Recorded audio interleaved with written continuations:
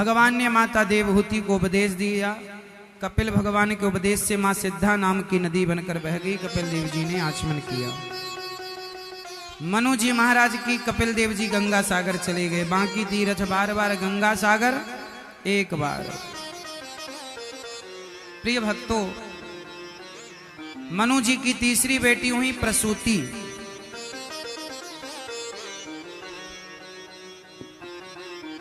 प्रसूति मां का विवाह हुआ दक्ष प्रजापति से। दक्ष की सबसे छोटी बेटी हुई सती, और सती का विवाह भगवान शिव से हुआ।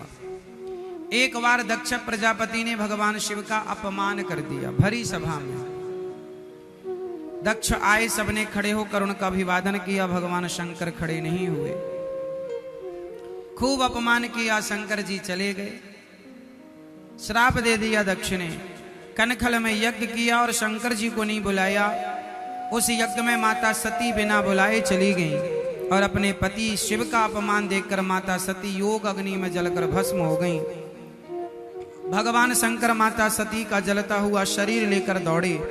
जहां जहां माता सती के वो अंग गिरे, वह एक एक शक्ति पीठ बनती चली गई। 52 शक्ति पीठ हो गई। 51 भारत में है, एक पाकिस्तान में बंटवारे के समय चली गई। तो ये भगवान शंकर, फिर पार्वती, वह सती हिमालय की बेटी बनकर पार्वती के रूप में जन्म लेती हैं और भगवान शिव का पार्वती मैया से विवाह संपन्न होता है।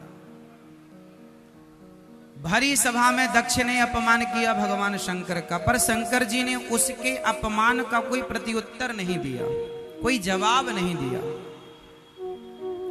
कोई आपको गाली दे, कोई आपका अपमान करे, तो जरूरी नहीं है कि हम भी उसका अपमान करें और हम भी गाली दें। आपने हमें गाली दी और हमने आपको गाली दे दी, तो फिर आप में और हम में अंतर क्या रह गया? समाधान ये नहीं है। क्षमा बड़न को चाहिए, छोटन को उत्पात।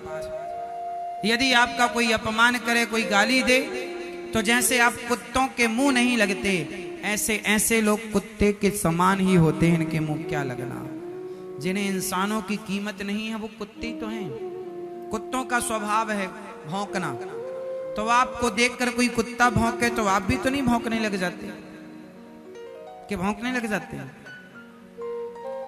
उसी तरह जब आपको कोई अपमानित करे, गाली दे, तो आप कोई उत्तर ना दीजिए। आपका कोई उत्तर ना देना सबसे सही निर्णय होगा।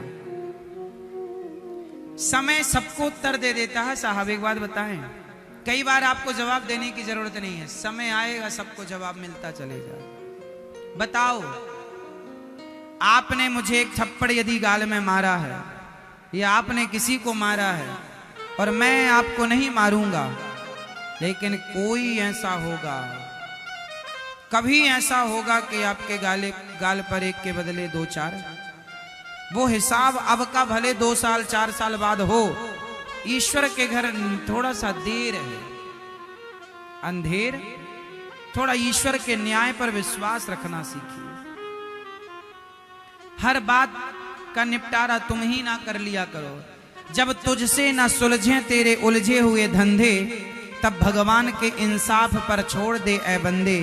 वही तेरी मुश्किल आसान करेगा, जो तू ना कर सका वो भगवान करेगा।